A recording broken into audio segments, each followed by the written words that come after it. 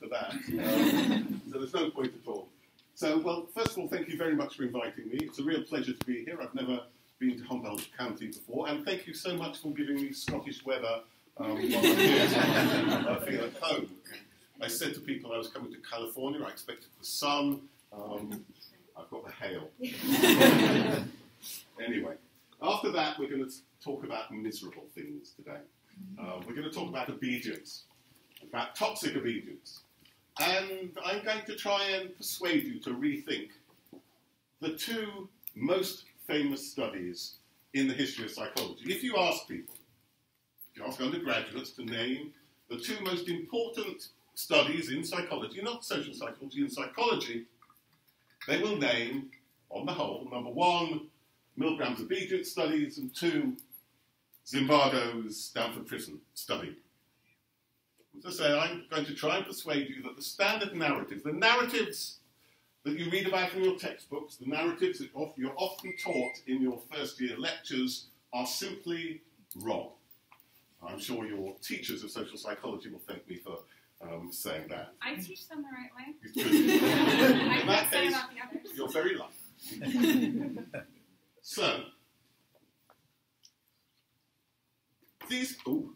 I'm trying not to vandalise your university. These are studies that are so well known that in the last few years there have been Hollywood feature films made of them. The first, The Experimenter, we know that Reicher is Mrs. Milgram, and then the Stanford Prison Experiment, which came out in 2017. It leads to a real problem, a new problem for us social psychologists. In the past we didn't have to worry about this.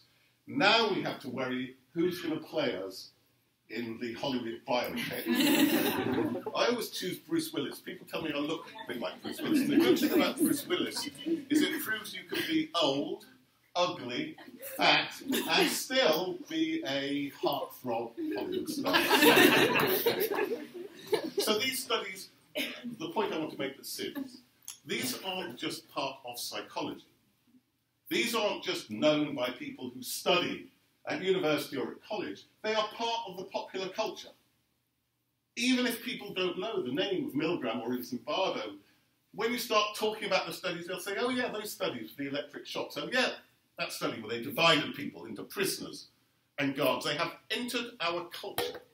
They have entered our self-understanding. They have entered the way in which we talk about the human capacity for inhumanity. So in addressing them, one has to take on the popular culture as well as the science, but the implications of challenging them goes way beyond the psychology and enters into core questions of not only how such inhumanity is possible, but how we can end it as well. Now, like so much of Western thought over the last half-century, all starts with the Holocaust. That's the phenomenon which haunts us and obsesses us. How was it possible?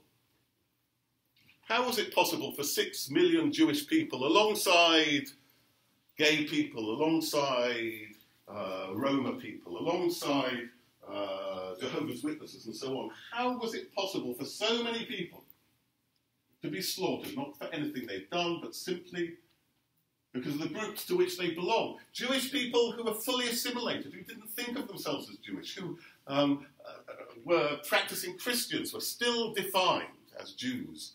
And if you had a Jewish grandparent, you had a death sentence put upon your head. How was it possible? And the answer, for about 15 years or so, was that surely anybody who does anything that monstrous must be a monster themselves. There must be something about those perpetrators which makes them different from you or me, which makes it, or makes them capable of taking part in this atrocity. The first explanation of authoritarian personality theory. Similarly, other accounts which try to locate the individual difference, which made it possible, as I say, for certain people to take part in such acts. But then, by historical coincidence, at the same time, in 1961, two events happened which changed our view of the Holocaust and the human capacity for inhumanity. The first of those was the trial of Adolf Eichmann. Adolf Eichmann was, in many ways, the chief bureaucrat of the Holocaust. He was the man who made the trains run on time. He was the man who delivered 6 million Jewish people to the death camps. He was abducted in Argentina. He was taken to Jerusalem for trial. And there was huge anticipation of that trial. The courtroom was packed. We were all packed in this room. And one of those sitting in that room was a young German Jewish philosopher, Hannah Arendt. And everybody had this huge anticipation. What would this man be like? What would a man who killed 6 million people, what would he look like? Surely there would be something on him, there's a mark upon him, which explained his capacity for such evil. And yet, when Eichmann walked into that courtroom in Jerusalem, people were surprised and they were shocked, because in came a totally nondescript individual, slightly hunched, balding, fastidious, writing down notes very carefully. He didn't look like a monster. He didn't look different from most men of his age. He seemed wholly insignificant. And that's what seemed to be shocking to Arendt and many others. That's what took their breath away. Arendt says, Eichmann was not a dangerous and perverted personality, but is terrifyingly normal, and characterized, she says, by sheer thoughtlessness. And her point was this: it's not that the killers were different. The question was not about them. The evil was not out there. The point is, Eichmann was like us. Perhaps the evil was in here, and perhaps we had to ask not how they are different, but how they are like us. Ask the question not of them, but of ourselves. Could we be an Eichmann? Could we, under certain circumstances, act in that way? Is there something which makes ordinary people capable of these extreme acts?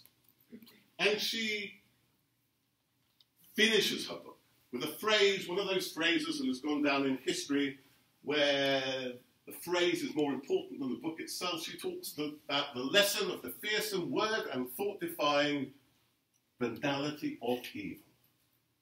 Not that the acts were banal. She wasn't saying killing 6 million people is a banal act. No, she was saying the individual is banal.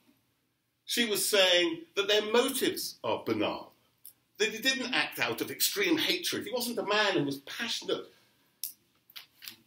volcanic, eruptive. He was an ordinary, mild individual, so concentrated on doing his job as a bureaucrat that he forgot that what he was doing was killing people, that what he was creating was not widgets but death. That's what she meant by thoughtlessness. The banality of evil. Now, so happens, at exactly the same time that Hannah Arendt was sitting in that courtroom in Jerusalem, Stanley Milgram was conducting his famous Yale obedience studies. Now, I'm assuming you all know these, so I don't have to go through them in great detail. Milgram started off his studies with Ash on conformity. And he was intrigued by the conformity studies, where people seem to give answers to conform to others that go against the evidence of their eyes about line length. But he had a sense that, look, line length is not that important. Can I show similar processes about things that really matter? It took him a while to come up with a paradigm, but then he came up with the question of how far would people go when instructed to harm somebody else by an authority. And when he thought of that, he calls it an incandescent moment. And he devises these very clever studies, pieces of theatre, where you're brought into the lab, thinking you're going to take part in a memory experiment. You think you're randomly assigned the job of a teacher, and your job is to teach a memory task to a learner. And each time they make a mistake, you give them electric shock. And each subsequent error, the electric shock goes up by 15 volts. They're not real electric shocks, but the participant doesn't know that. 15, 30, 45, 60. How far would people go? 75, 90, 105. How far would people go?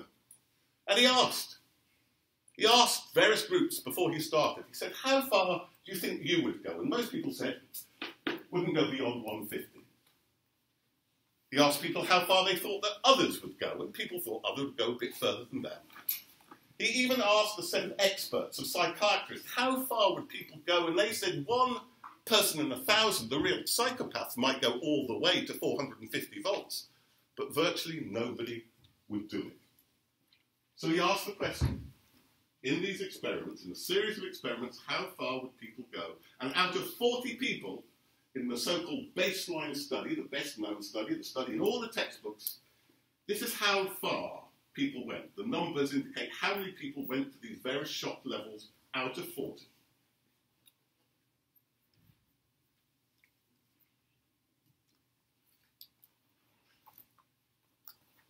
(26 out of 40).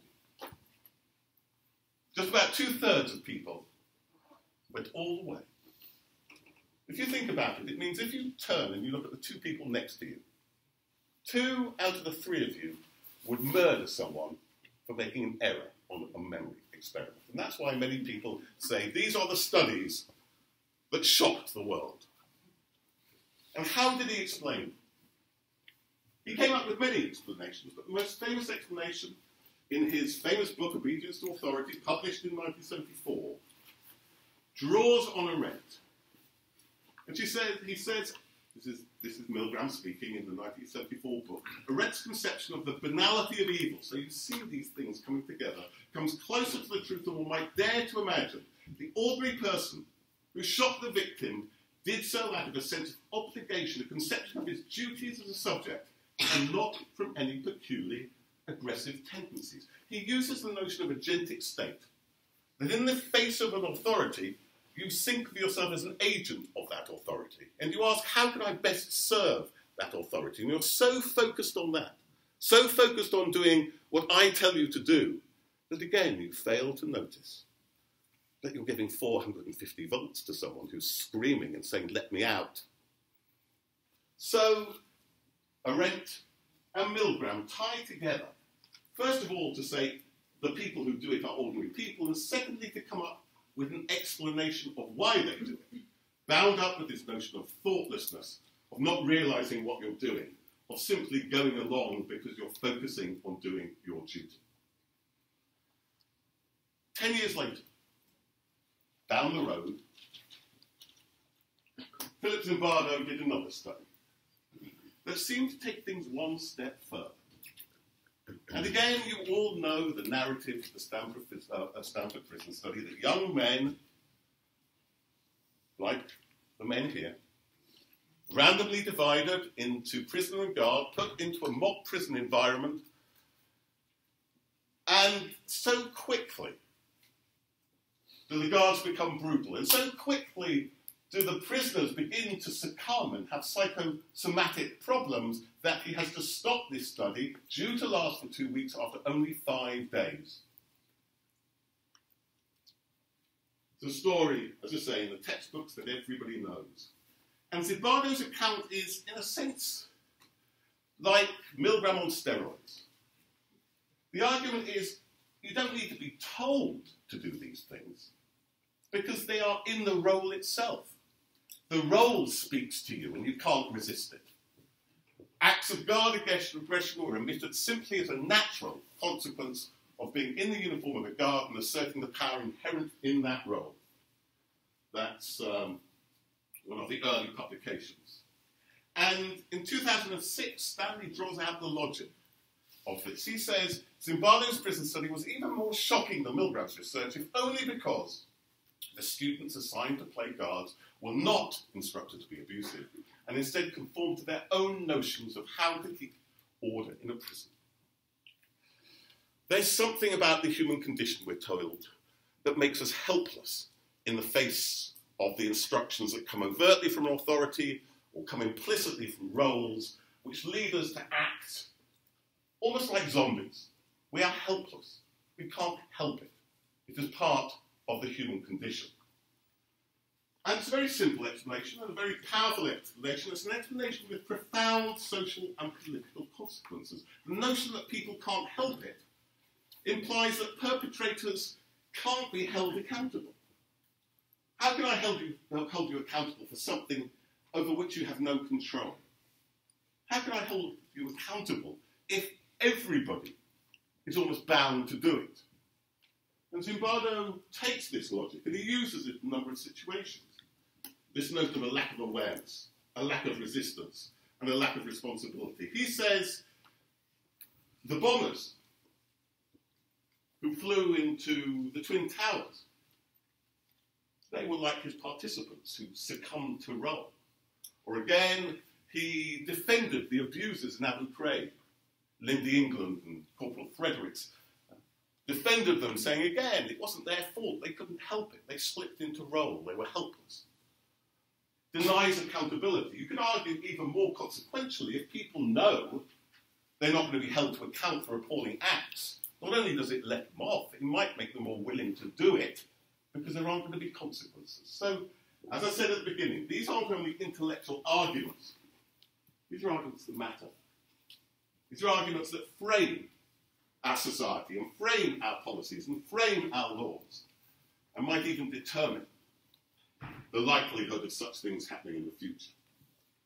So I want to argue to you that these received narratives, and in particular the received explanation of these phenomena, misses much of what happened, and indeed these narratives can't explain what actually happened. Now let me start off with the historical evidence. Let me start off with Eichmann, who so often is invoked when people talk about Milgram in particular, to say it's not just the psychology, these aren't just a series of lab experiments, this explains history. It's one of the few things where we psychologists are taken seriously by anybody outside psychology, so we wouldn't want to throw that away, would we? Now, there's been quite a lot of recent historiography on Eichmann, in particular, a number of new biographies by Cesarani in the early 2000s, by Stangworth in 2015. And what they suggest is that the image we have of Eichmann was a deliberate self-presentation. He deliberately went to that court trying to look mild so people wouldn't see him as the Nazi. But if you look at his biography and what he did, a very different story emerges. This is how we should still see Eichmann. Because it wasn't true that he didn't know what he was doing. He knew exactly what he was doing. He got promoted through the ranks because he was a creative and very skilled at deporting the Jewish population from the first moment when he had power in 1938 in Vienna. But after the war,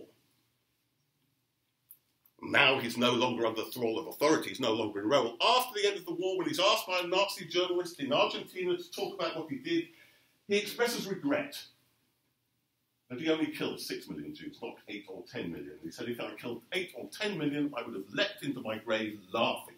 He knew what he was doing. And the most powerful example of that comes in Hungary in 1944. In 1944, Eichmann is sent to Hungary to deport the last remaining Jewish population to Auschwitz, to their deaths. And in 1944, his boss, Himmler, knowing that Germany is going to lose the war, wants a way out, tries to do a deal with the Allies, says to the Allies, if you give me 100,000 trucks, I'll give you 500,000 Jews, lives for material. Now, it was never going to work, because the Allies weren't going to give war material to the Germans. But the point is that if, as we're told, Eichmann was this little bureaucrat, only obeying orders, he'd have gone along with that, but he didn't. He stood up and he fought Himmler. He tried to undermine him. He disobeyed orders because he believed so fundamentally in killing Jews. The notion that Eichmann and the other Nazi bureaucrats didn't know what they're doing is just plain wrong. The story doesn't account for the history. And indeed, it's beautifully summed up by Wettlesen, and I like this phrase. He says, Eichmann and his ilk, the other Nazi bureaucrats, did not come to murder Jews by accident or in a fit of absent-mindedness, nor by blindly obeying orders. They worked hard, thought hard, took the lead over many years. They were the alpinists of evil. They didn't slide helplessly down a slippery slope. They worked hard to ascend to the summit of evil. So the first thing to say, and I repeat, the first thing to say is that this story of people just being thoughtless, not realising what they're doing, just focusing on the boss and trying to please the boss, doesn't account for the Holocaust, which is much of the roots of its popularity. But we're psychologists, we're not historians, so let's look at what Milgram found and that Zimbardo found. Let's ask the question, did their models, their theories, their accounts explain their own findings, and if not, what does? And I'm going to try and show you, no, they can't even explain their own findings. But there is an alternative explanation, which can.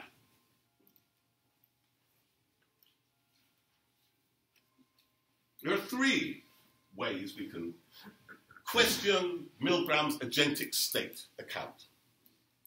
First is that when I gave you the numbers earlier, I mentioned the famous base rate study. But as many of you will know, actually Milgram did many variants of his studies, up to 30. The exact number depends on what you call a pilot and what you call an actual study, but about 30. And the levels of obedience go from 0% to 100%. Now, if people automatically enter an agentic state in the face of authority, well, it can't explain this variability.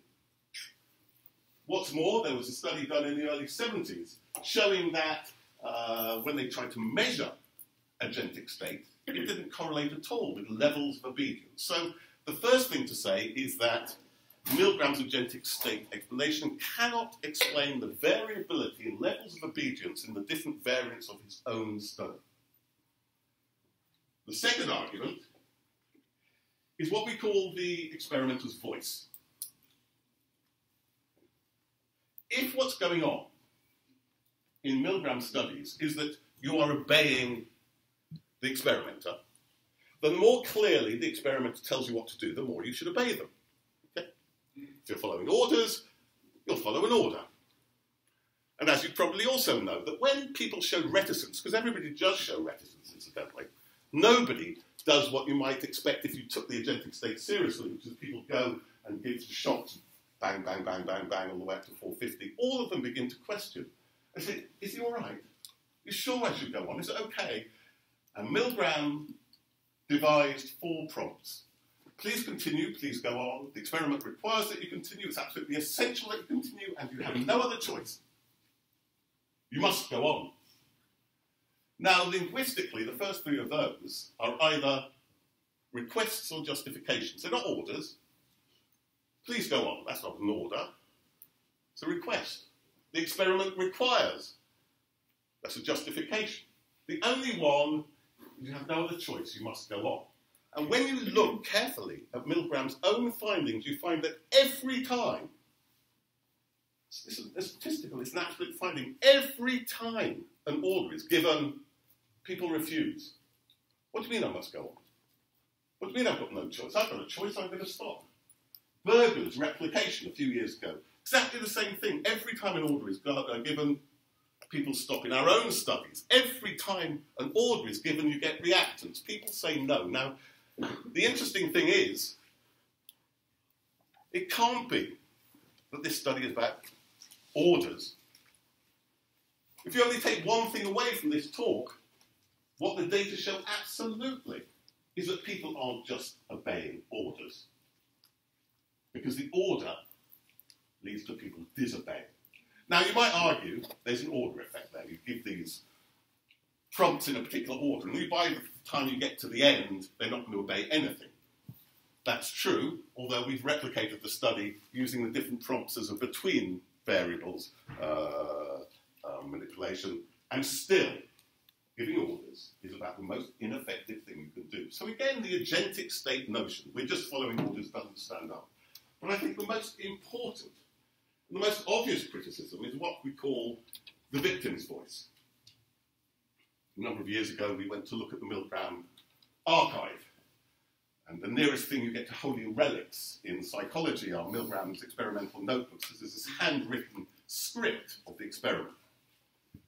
And again, he scripted these studies very carefully. He didn't just give lines to the experimenter, he gave lines to the learner, who was to say particular things at particular shock levels.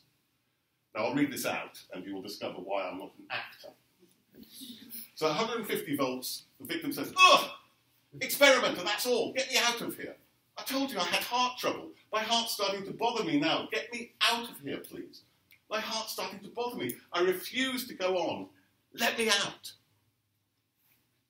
Now, if participants were only listening to the experimenter and not to the victim, what the victim says at different shock levels should have no effect at all. You're not paying attention to it. You're thoughtless. But what you find, Packer shows this, is that if people are going to stop, the points at which they stop are the 150 volt level, which is the first time the person not only expresses pain but demands to be let out, and the 300 and 330 volt levels, which is where they insist they have no right to be kept. People are listening. They're not just listening to the experimenter, they're listening to the learner. And here's the point. What's going on in Milgram's studies, and what makes them so powerful, is they are multivocal. There are multiple voices telling you, do this, do that. And the agentic state explanation reduces them to something monovocal. You're only listening to the experimenter. That's why you go on. But if you accept they are multivocal, then the question is, why do you listen to one voice rather than another? And actually, if you look at Milgram's own unpublished notebooks in the Yale archive, as opposed to what we know publicly written in 1974, he himself is well aware of this. And he draws diagrams. He doodles obsessively. So here is this example of the experimenter, the subject and the victim. It's a tripartite relationship. And what determines the relationship of forces between them? It's very Levinian, if you know your Levinian fields theory. Milgram is asking the question, what determines which voice I listen to? If two people assail me with different moral voices, one saying, go on, it's important for the experiment. It's a good thing to do. We're doing a scientific study about learning. Don't ruin it, don't stop, go on. And somebody else over here is saying to you, stop, for God's sake, stop, you're hurting me, my heart, you haven't got a right to keep me. Both moral voices. Which do you listen to? That's a fascinating question, because if you think about it, that's a paradigm which is like most things that are going on in this world. You know? I don't wish to intrude on your local pain, but if you have a debate about the wall along the border, you're getting different voices. One is saying, we've got to keep people out in order to keep ourselves safe, and others saying, don't take children and separate from their families. Multiple voices. Virtually any significant social phenomenon, it's not a matter of you making up your mind on your own. It's listening to different moral voices. So in many ways, Milgram's study is a superb paradigm for understanding social processes and social influence. Which do you listen to? And here too, look in Milgram, look in the unpublished work, we find answers. This is what, I thought I could show this to you. If you're of a certain age like me, this is what typewriters always used to look like. Word processors are markedly better. Milgram says, the subjects have come to the laboratory to form a relationship with the experimenter. A specifically submissive relationship in the interest of advancing science. They have not come to form a relationship with the victim. It's this lack of relationship in the one direction and the real relationship with the experimenter in the other that produces the result. Who do they identify with? Identification, he says, is skewed towards the experimenter. That's why you go along with the experimenter. And he even suggests, you're all told not to plagiarize, aren't you? Well, here is an example of why plagiarism is a good thing. You could do a PhD and become a famous social psychologist simply by doing the experiments that Milgram suggests, and he never did himself. And here's one of the experiments he suggested. This is the language of the 70s, which we wouldn't use anymore. But he says, well, let's manipulate the racial group identity of the experimenter, the learner, and the victim. And that might alter the levels of obedience, who you obey or not. Milgram is saying it's relative identification that might be critical. To what extent do you identify with the scientific project and the experimenter? To what extent do you identify with the learner? Those should be important. And indeed, we've taken that suggestion seriously and run a number of studies ourselves. So here's an example. It's just one study. Now, it looks complicated, but it's very simple. All we do is we take a room of people like you, and we give you descriptions of the different variants of the experiment. So the baseline study, or the study where it's done in some dowdy office in downtown Bridgeport, or whatever. And we say to people, in these different conditions, how much do you think you'd identify with the learner, and how much do you think you'd identify with the experimenter? And then we correlate that with levels of obedience. And what you can see is that identification with the experimenter, in red, very closely correlates with levels of obedience, the black squares, about 0.77. Relative identification, this dotted line, correlates even better, approaching 0.8. Okay. So relative identification, the fact I think actually identify with the science, and when push comes to shove, that's the thing I'm really going to stick with. Relative identification explains how you position yourself between these different voices. And the point is that when you look at the Milgram studies carefully, you see how Milgram tries to create a sense of identification. If you look at the way in which he sets up the study and tells you how important this research is and how it's about a really important thing like learning, which is good for humanity, even the spatial arrangements affect identification. You're in a room, in most of the variants of the study, you're in a room with the experimenter and the learner is distanced from you. He creates that identification. It doesn't happen automatically. He is what we call an entrepreneur of identity. So our argument, and we have a number of different studies which show this. This is another paradigm which we use. I won't go into great detail because of time, but what we see here is the correlation between relative identification and maximum levels of shock. Again, you can see a clear positive correlation. Here's one study that I quite like. We actually manipulate identification in science. This is a simple manipulation of identification. Think about what you have in common with science, what you like about science, think about what differs. And when you identify with science, you go further than when you don't identify with science. So a simple little study.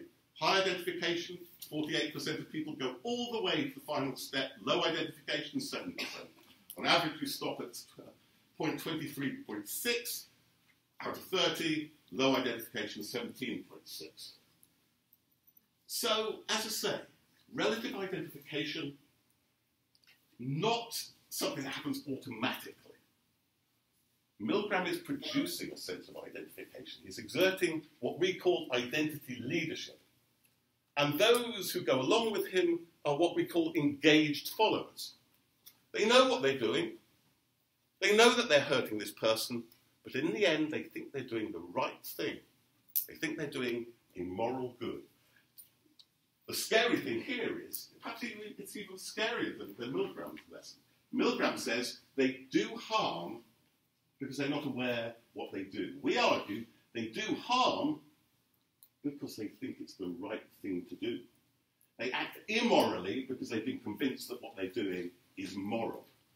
Don't beware of unawareness. Beware of people who think they are in the absolute moral right. That gives them license to do virtually anything.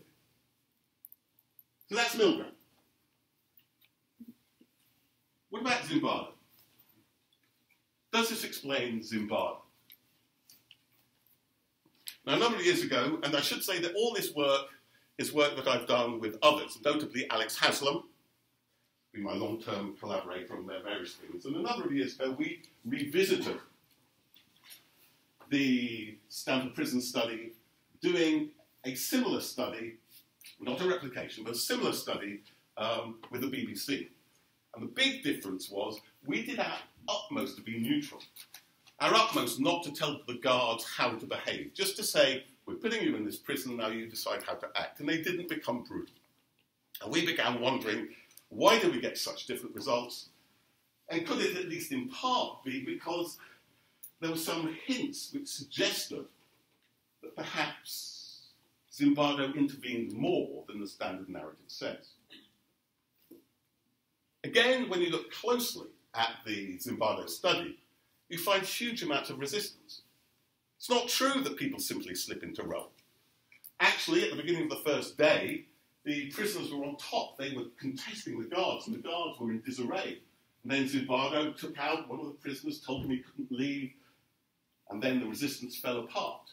But even then, not all the guards were abusive.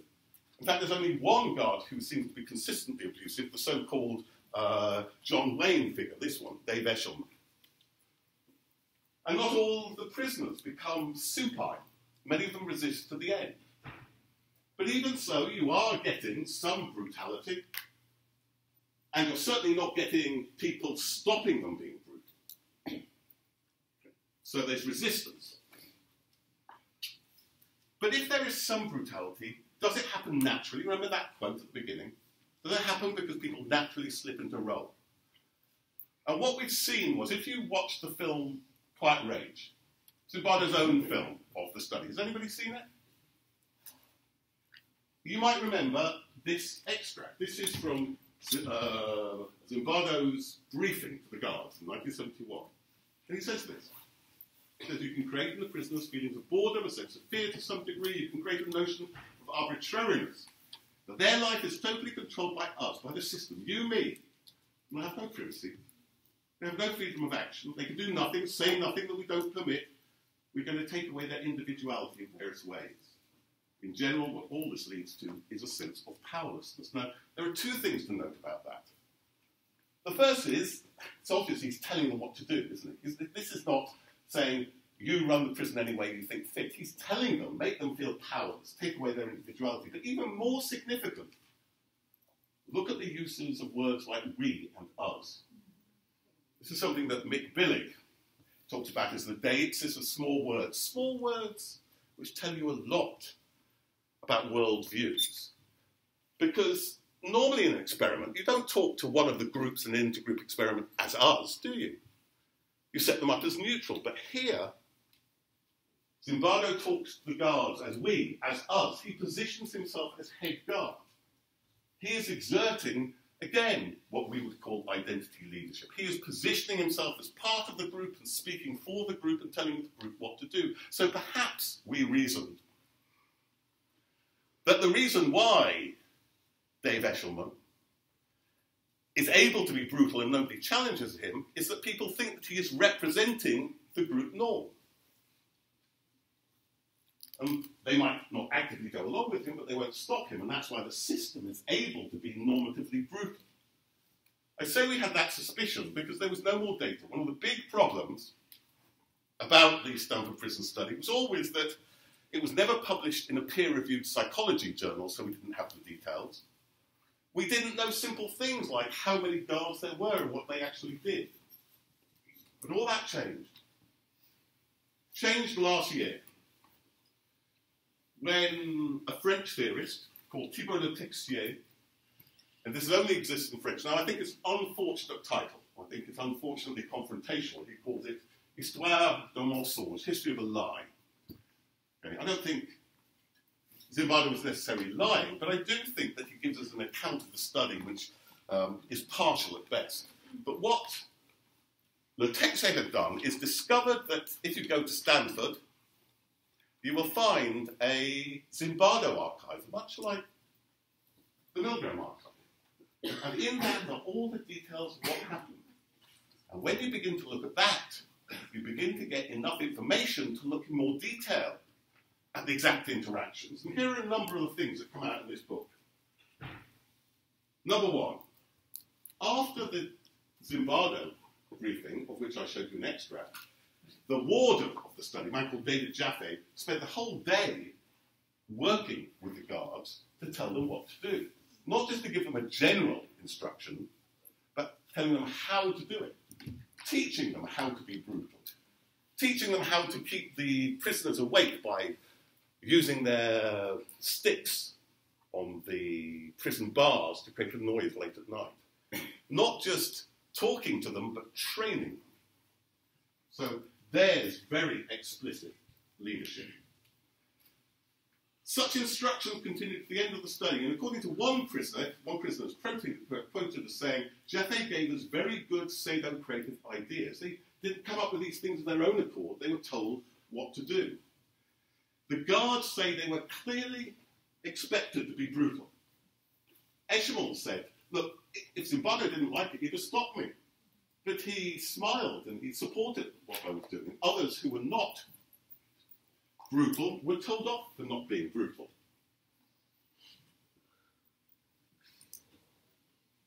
So the question becomes, let's look more closely and ask the question more closely. If Zimbardo exerted leadership and tried to persuade people, what form did that take? Did it take the form of identity leadership? Was it about trying to create a sense of us and a moral purpose to us, whereby you had to be brutal to support that moral process? And the clearest example of that comes from an example, a tape, which you can find. If people are interested in it, I can give you the link where you can go and hear the original, where one of the prisoners, a man called John Mark, a bit too laid back, he was actually stoned some of the time, but he was a bit too laid back, and he wasn't being brutal. And Jaffe takes him out, and he sits him down, and he tries to persuade him to be brutal. Right? And this is a transcript of part of that tape. It's much longer, but this is a pretty important part of it. And the guard, so this is Mark, says, you know, all I can try and do is get into it and do the best I can myself. And Jaffe says, no, but I'm saying, you know, above and beyond the fact that this is a psych experiment, the importance of it is in terms of, especially for people who are concerned about the correctional system, which both Professor Zimbardo and I are, you know, we happen to agree with you that basically it's rotten. It doesn't produce the kind of rehabilitation, quote unquote, that you'd want to produce. And that perhaps, you know, some of the better ways to produce rehabilitation is to remove those things from society. You know, all the stuff, I'm very deeply committed to that. Right? So he tries to set up a sense of shared identity. We're all nice, liberal people trying to show that the correctional system is brutal. God says, okay. I think all of us are. What I'm trying to do, I think you feel the same way. Is that true? Creating shared identity, yeah. We want to be able to study the thing that exists, or as nearly as we can make to what exists, and be able to go to the world with what we've done and say, look, this is what happens when you have guards who behave this way. But in order to say that, we have to have guards who behave that way. In other words, you've got to be brutal so we can show the brutality of the system, so we can achieve something liberal which we all believe in. It has all those characteristics similarly to Milgram. Milgram is saying, look, you know, we don't mind hurting people, but the point is this is a really important study about learning, and you've got to continue to the end of the study to achieve the good things out of that study. Exactly the same is going on here. Really explicit. We're part of the same group. We're all concerned with creating a correctional system that is liberal, and you've got to be brutal in order to do that. Right? We see almost exactly the same process going on in this study now with the new data as we saw in the Milgram studies. What's going wrong with? So, just to summarise, Zimbardo and Jaffe and the others exert identity leadership, persuading guards to engage in a noble cause. This is about doing something good. It's not about being brutal. It's about exposing brutality. And to believe that being brutal is necessary for that cause. So here, brutal guards are engaged followers. They've bought into that cause. They think they're doing the right thing. And so the underlying dynamics of the Stanford Prison Experiment, like those of Milgram's obedience studies, aren't about the fact you can't help it, that you're thoughtless, you don't know what you're doing. is about the dynamics of identity leadership and engaged followership. Here is a cause that is worthwhile. Become involved in that cause and act in this way in furtherance of that cause. There is a deliberate act of leadership. Leadership is going on here. If you root out leadership, you attribute that behaviour to something inherent in the individual. Once you look at leadership, then both the leader and the follower become accountable. And secondly, we've got to look, however, still at the responsibility of the follower. The follower doesn't have to do it. They're not helpless. They don't know what they're doing. They're making a choice, an active choice. Which moral system to abide by, who to obey, what to do, whether to accept that brutality and inhumanity are acceptable in a so-called moral cause. There is choice involved when you shift from the inevitability of an agentic state or role account to the active construction of engaged followership and identity leadership. So, we need to rethink toxic obedience. To summarise what I've just been saying, obedience, we argue, is not unthinking.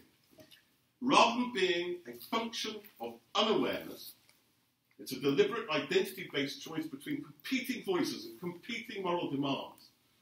In the Milgram paradigm and in the Stanford Prison Experiment, toxic behaviour flows from an identification with a noble cause and with the experimenter as a legitimate authority over and above concern for victims. My conclusions, then. The thing I take away from Milgram and Zimbardo, and let me make a point here. I'm not trying to get you to dismiss Milgram and Zimbardo. I'm not trying to debunk them. I'm not trying to say they're bad. Without their work, we wouldn't be addressing these questions. They did something very important in showing us what Arendt also shows us, that ordinary people can do acts of extraordinary harm. That's the thing I'm not questioning. Inhumanity isn't in them, it's potentially in us, which is why we need to understand it in order to make sure we don't become Eichmanns in the future. We don't become perpetrators in the future. The one thing I would argue that is true then from Milgram and Zimbardo, I don't want you to discard is the notion that ordinary people can commit acts of extraordinary harm. But we're not programmed to obey orders or adopt roles. Rather, we make active choices as to whether to prioritise the voice of authority over those of others, over those of the victims. And this choice is rooted in a process of identification, which in turn is again not something that is automatic, an automatic psychological process. It comes from an active process of mobilization by Milgram and by Zimbardo as leaders. And that's why I conclude with the title that nearly everything we believe about Milgram and Zimbardo, including what Milgram believed, is wrong. And if you want to know more, and look at some of the publications we have on this, or get in touch with me. I haven't got any time for questions. Yeah, we have time for questions. I mean, do ask questions, but if you want to contact me or ask more, I'd be delighted. And that's how it goes. Okay.